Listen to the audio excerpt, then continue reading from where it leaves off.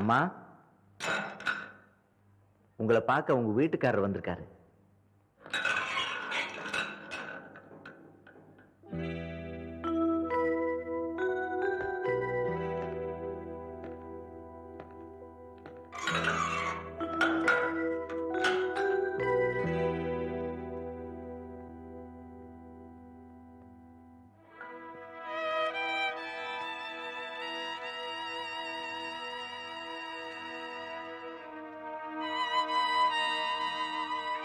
இவ்வளவு பெரிய காரியத்தை நீ என்ன புள்ள நடந்துச்சு? பஞ்சாயத்துல உங்களுக்கு எதிராக பொய் சாட்சி சொல்றதுக்காக மலைச்சாமி போயிட்டு இருந்தா. எனக்கு எதிரா மலைச்சாமி பொய் சாட்சியா? ஆமாங்க, இதெல்லாம் உங்க மச்சான் சக்கரை கொண்டு செஞ்ச சூழ்ச்சிதாங்க. உங்களை பார்த்து கையெழுத்து கும்பிடுற ஊர் சனுங்க முன்னாடி நீங்க தலை குனிஞ்சு நிக்கணும்னு திட்டம் போட்டதே அவன் தாங்க. அவங்க பேசிக்கிட்டு இருந்ததெல்லாம் கேட்டுட்டு வடிவதாங்க ஓடி வந்து என்கிட்ட சொன்னா.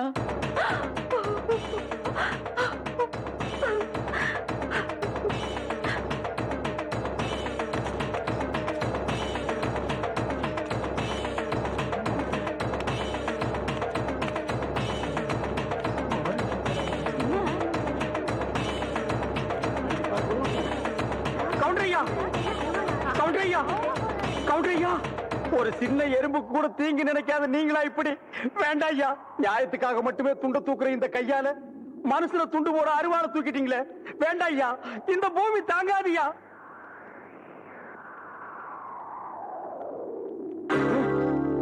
ஐயா வெல்ல, சீக்கிரம் ஒரு பாட கட்டி வை.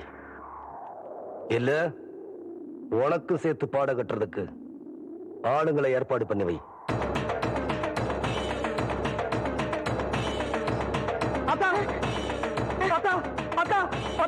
சக்கரை கவுண்டர் வீட்டுக்கு சின்ன கவுண்டர் கோபமா அருவாளை தூக்கிட்டு போறாராத்தா. ஐயா, இந்த நேரத்துல இவன் எதுக்குடா அங்க போறா?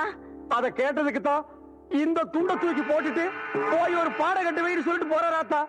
அவர் போற வேகத்தை பார்த்தா என்ன நடக்கும்னு தெரியலாத்தா.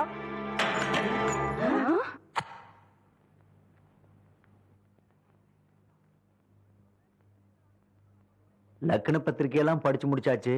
பொண்ணுக்கு பொட்டு வைக்கிறவங்க எல்லாம் சட்டு புட்டுன்னு வந்து வைங்க.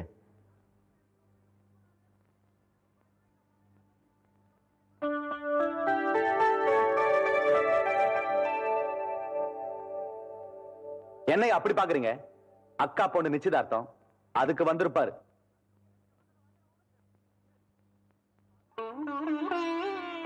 பதினஞ்சு வருஷத்து பகைய மறந்துட்டு கூப்பிடாத வீட்டுக்கு கவுண்டர் காலடி எடுத்து வச்சிருக்காருன்னா அதான் ரத்த பாசம். அதான் சின்ன கவுண்டரு. ஊரு பேரு தெரியாதவ விட்டு கல்யாணத்துக்கு உரிமையோட போற வழியா சின்ன கவுண்டரு? இது சொந்த அக்கா பொண்ணாச்சே.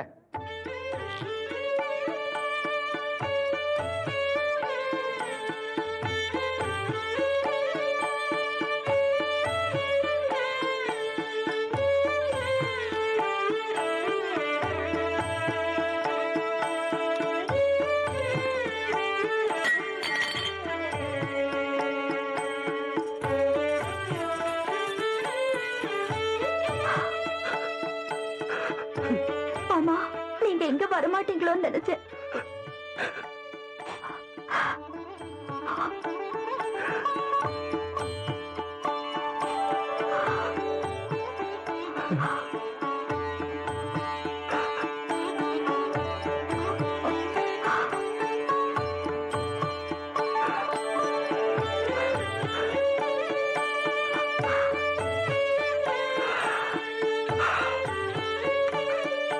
நீ கல்யாணம் முடிச்சு உன் புருஷன் கூட இந்த ஊரை விட்டு போகும்போது இந்த தாய்மாமன் ஓட்டு சீதனமும் கூட வரும்.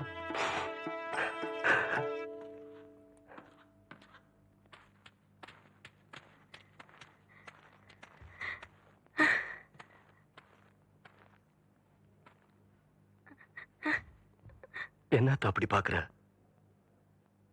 நான் உன் பிள்ளையாச்சே, ஆத்திரத்தோட தான் போனேன். ஆசீர்வாதம் பண்ணி போட்டு வாரு.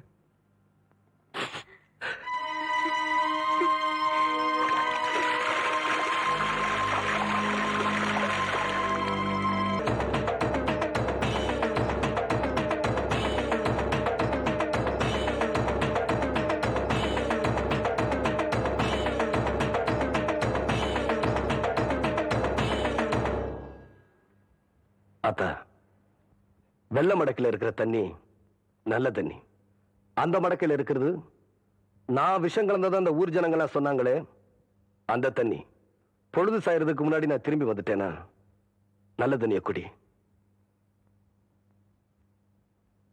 அப்படி நான் வரலனா நீ ஏன்டா மறுவுற? ஆத்தா நான் இருக்கிறேன்ல, நீ தைரியமா போயிட்டு வா, நான் பாத்துக்கிறேன்.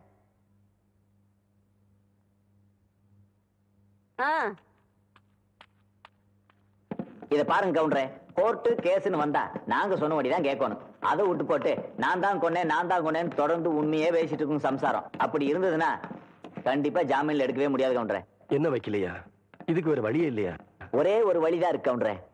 என்னங்க? பொய் சொல்லணும். அப்படி பொய் சொல்லன்னு வச்சுங்க, எங்க பொழப்பு நடக்காது. அப்படி பொய் சொல்ல மாட்டேன், உண்மையை தான் சொல்லுவேன்னு சொன்னா உங்க பொண்டாட்டி ஜாமீன்ல எடுக்க முடியாது. அவங்க ஜாமீன்ல வர்றதும் வராதும் அவங்க கையில தான் இருக்கு. அதனால அவங்களே போய் பாருங்க.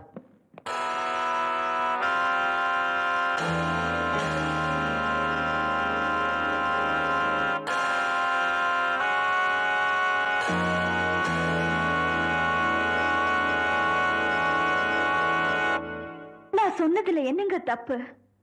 ஊருக்கே நீதி சொல்ற கவுண்டரோட பொண்டாட்டி உண்மையை சொல்றதாங்க நியாயம். நான் செஞ்ச காரியத்துக்காக வெக்கப்படலீங்க, பெருமைப்படுறேன். இல்ல புள்ள, 1.5 கடத்துல தாலி கட்டினதுக்காக நான் தான் ரொம்ப பெருமைப்படுறேன்.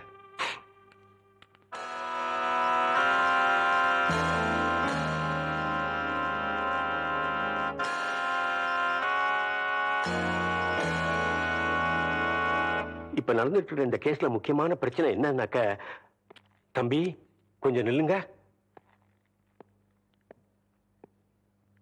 நீங்க சின்ன கவுண்டர் தானே? ஐயா, உங்களுக்கு என்ன உங்களுக்கு தெரியாது. ஆனா உங்களை எனக்கு நல்லா தெரியும். உங்க மாதிரி ஆளுங்களோட காலடி இந்த மாதிரி இடங்கள்ல படவே கூடாது. நீங்க இங்க வந்திருக்கீங்கன்னா உங்களுக்கு ஏதோ பிரச்சனை இருக்குன்னு நினைக்கிறேன். ஐயா, உங்க பிரச்சனை எதுவா இருந்தாலும் என்னால முடிஞ்சவரையும் தீர்த்து வைக்கிறேன். வாங்க வாங்க.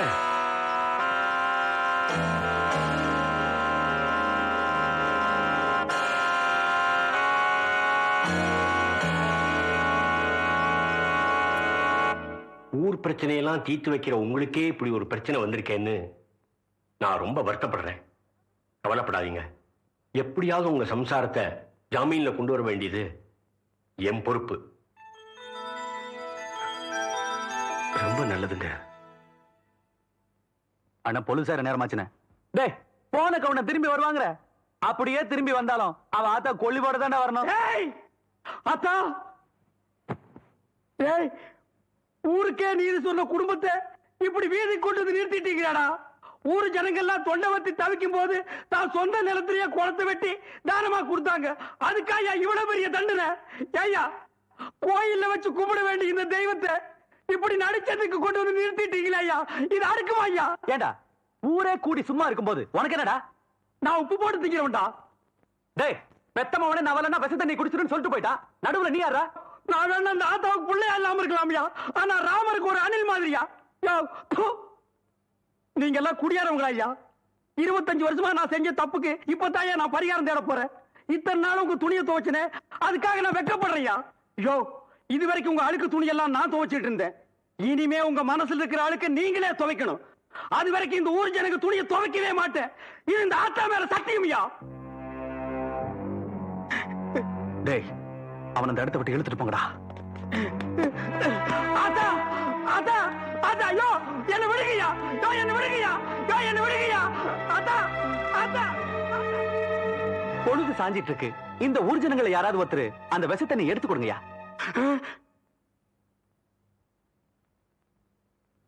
இப்ப நீங்க எடுத்து கொடுக்கறீங்களா இல்ல நானே எடுத்து கொடுக்கட்டா?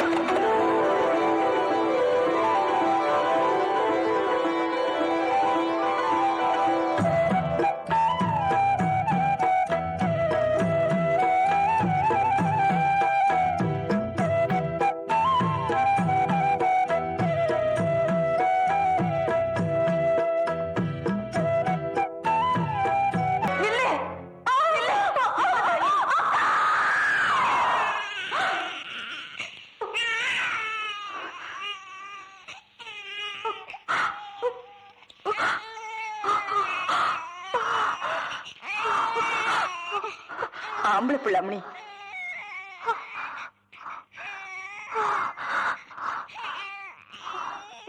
என்னக்கா அப்படி பாக்குற? இது முறை தவறி பிறந்த குழந்தைதாக்கா. ஆனா ஒரு நீயும் நினைக்கிற மாதிரி உன் முந்தானிக்கு துரோகம் பண்ணி பொறுக்கலக்கா. இத்தனை நாள் மறைச்சு வச்சிருந்த உண்மையை சொல்றேன், என்ன நம்புக்கா. இந்த குழந்தைக்கு அப்பா ஆத்தா இல்லக்கா. நீ யார வெட்டிட்டு ஜெயிலுக்கு போனியோ அந்த மலைச்சாமி தாக்கா இதோட அப்பா.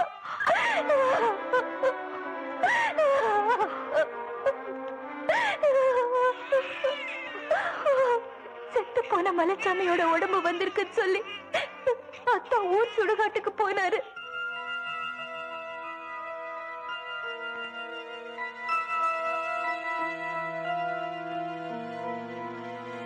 அங்க அவரோட கையில என் பேரு பச்சை குத்தி இருந்தது அத்தா பார்த்துட்டா இருக்கு.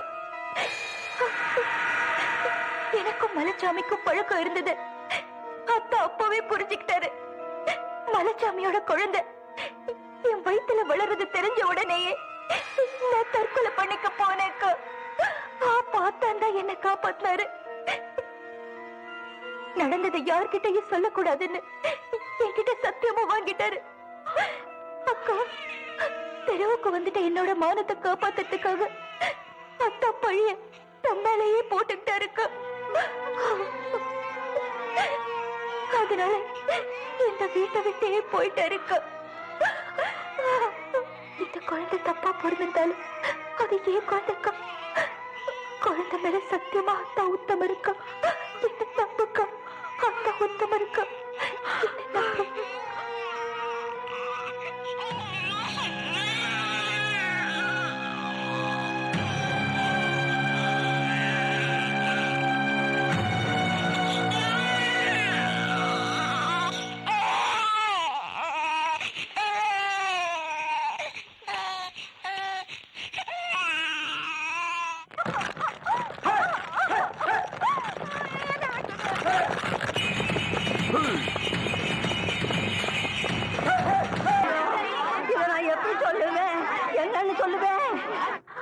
ஒரு நூலு ரெண்டு நூலு அறுந்து போச்சுன்னா முடிச்சு போட்டு தறி நெஞ்சிடலாம். நூலு முச்சூட அறுந்து போச்சுன்னா எப்படி தறி நெய்யறது? ஐயோ, கவுண்டர் விட்டு ஆம்பளைகளே அடுத்த விட்டு பொண்ணுங்களை திரும்பி பார்க்க மாட்டாங்கன்னு பெருமைப்பட்ட காலம் போய் கவுண்டர் விட்டு கன்னி பொண்ணு எவனோ ஒரு முகம் தெரியாதவனுக்கு முந்தி விரிச்சுட்டான்னு ஊரு பேசுற மாதிரி வச்சுட்டியே. ஆறுல சனின்னா அர்ச்சனை பண்ணிடலாம், நீ பேர்லயே சனியை வச்சுக்கிட்டு இருக்கிறியே. யாருடி யாரு உன் வயிற்றுல வள வந்த பிள்ளைக்கு அப்ப யாரு? ஐயா சொல்லு, ஐயா சொல்லுடி. ஆத்தா கிடந்து இப்படி தவிக்குது இல்ல, யாருன்னு உன் வாயை திறந்து சொல்ல முடி. வழி தவறி நடந்தாலே என் மகன் ஒத்துக்க மாட்டான். நீ இப்படி மர தவறி போய் வந்து நிக்கிறியே, இது அவன் எப்படி தாங்க போறான்? நான் என்ன பண்ணுவேன்? இத நான் என் பிள்ளைகிட்ட எப்படி சொல்ல போறேன்? என்னாச்சு?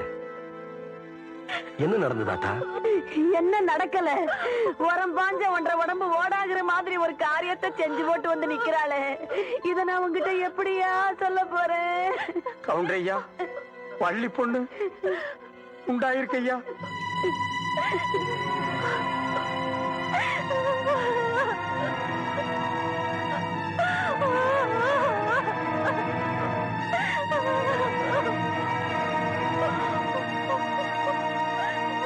தப்பு நடந்தாலே கவுண்டர் சரியா விசாரிச்சு தீர்ப்பு சொல்லுவாரு. இப்ப தான் வீட்டுக்குள்ளே நடந்தத விசாரிச்சு சொல்லாமலா இருப்பாரு?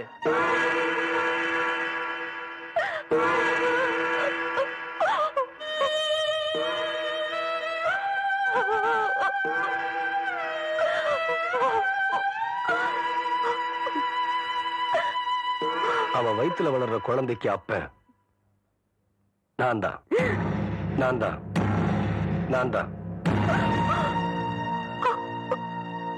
பெரிய மனுஷன் வீட்டு விஷயம் இப்படித்தாப்பா, பொண்டாட்டி இருக்கும் போதே இன்னொன்னு வச்சுக்குவாங்க. இது கவுண்டர் விஷயத்துல உண்மையாயிடுச்சு பாத்தியா?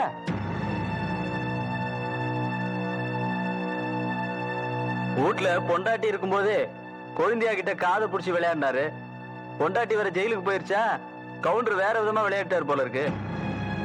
ஆனா வெள்ளையும் சொல்லையும் வெறும் வேஷம் தாயா. வெப்பாட்டி வச்சுக்கிறவன் தான் பெரிய மனுஷன் ஆயிப்போச்சு பாத்தியா.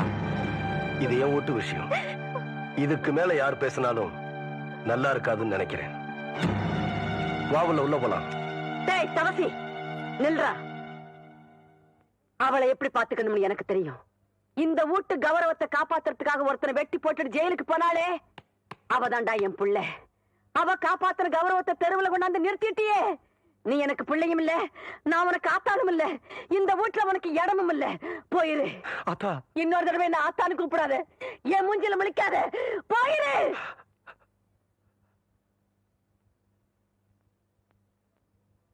அந்த வானத்தை போல மனம் படைச்ச மன்னவனே